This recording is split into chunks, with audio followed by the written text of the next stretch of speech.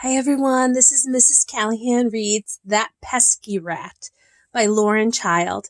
I decided to read this one today because the Callahans have a new member of our family, and this is our new kitty, and her name is T-Berry. We're not sure if we're going to keep the name T-Berry, but we rescued her from the Second Chance Animal Sanctuary today, and I thought we need to read a book about pets, so this is a really good one. So That Pesky Rat.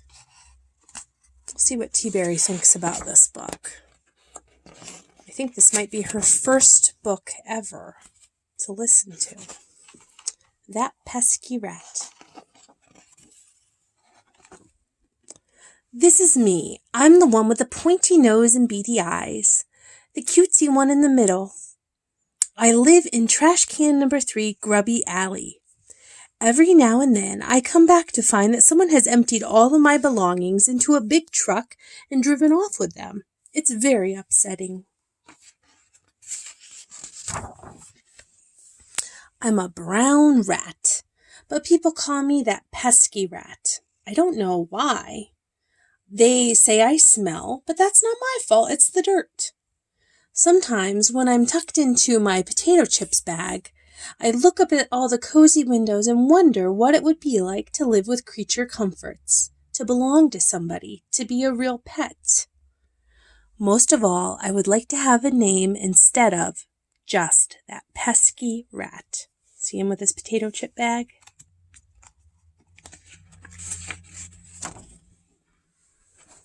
My friend Pierre, who is a chinchilla, belongs to a lady named Madame Fifi. He has a very glamorous life. He lives in the lap of luxury.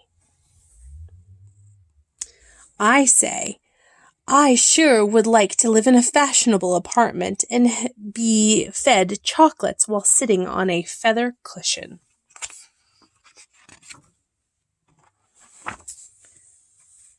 Pierre says, it's not all cushions and chocolates. Madame Fifi has me shampooed at the pet parlor once a week. I hate taking baths. I think I'm allergic to soap. Then there's this Siamese cat named Oscar. He lives with Mr. Washington, a busy businessman. Mr. Washington is always at work, so he doesn't have time to wash fur or be strict. If I lived there, I could do whatever I liked. See, Oscar? Oscar says, doing whatever you like can get tiresome after a while. I sometimes get a little bored watching the same old shows on TV. I even have to, where's the other word? This is sometimes hard, get my own supper. I'm very good in the kitchen, but I hate to be bored. A lop-eared rabbit I know named Nibbles works in a circus with Mr. Hoopla. It must be so exciting, never a dull moment. Swinging into a trapeze one minute, tiptoeing on the high wire the next. Nibbles says, it's fun hopping through hoops in a tutu, but sometimes I wish I could take off the clown nose and put my feet up. Maybe it's all a little too nerve-wracking for me. I think I'd really like one of those owners who does a lot of sitting around like Miss St. Clair. Her Scotty dog Andrew is always sitting by the fire, having supper on a tray, and they spend the evenings doing puzzles together. Oh, T-Berry's back. Do you like this book? I like this one too. The words are hard to read though. Andrew says, on the whole, I feel very well cared for, and Miss St. Clair is good company, but it's kind of embarrassing when we go shopping. Miss St. Clair makes Andrew wear a little hat and a coat. I don't think clothes would suit me, but I would do almost anything to be somebody's pet. So in the morning, I go to the pet store and ask Mrs. Trill if she has any customers who might want me. She says, "There isn't much demand for brown rats. I'm afraid you aren't very popular with the public." I say, "I don't see why not. I'm in very good company, always popping up when you least expect me to. And I'm happy to eat anything, even if it's been slightly nibbled." Mrs. Trill says, "Well, you could always hang a notice in the window. You never know."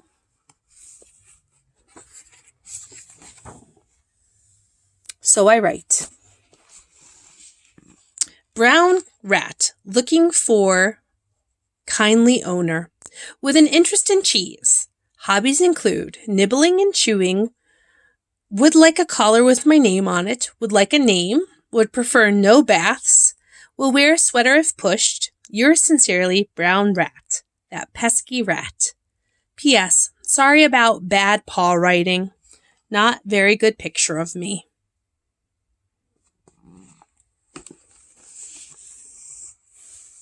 Hey, T-Berry. How you doing? Then I wait, and I wait, and I wait until... So there he is waiting.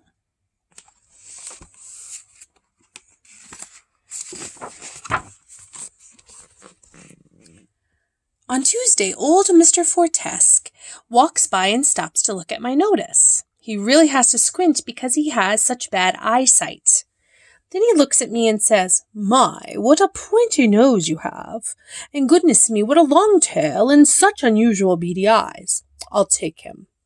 I can't believe my luck, and neither can Mrs. Trill. Mrs. Trill says, "Are you sure?" And Mr. Fortesque says, "Oh yes, I've been looking for a brown cat as nice as this one for ages." Mrs. Trill looks at me and I look at Mrs. Trill. We both look at my notice, but neither of us says a word. I want to show you this. I'm going to go back. If you look at the way he writes, it almost looks like the R could be a C. So rat would become cat. And here it is again. Brown rat, but it looks like a C. And if you had bad eyesight, you would think that that letter was actually a C. I just love being a pet, and I am trying to be really helpful. I pick out the best cheeses by using my excellent sniffing nose. I clean the kitchen by nibbling up the crumbs. I help Mr. Fortesque. I cross the road by scaring the traffic, and I am always there when he comes home.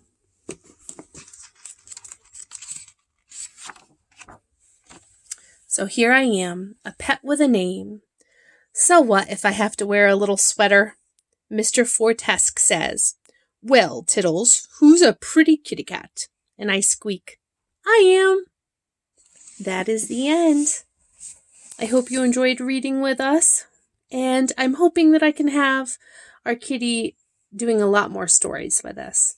And maybe you can help me think of a good name for her. I'm not sure if we're going to keep T-Berry or not, but this is my new cat.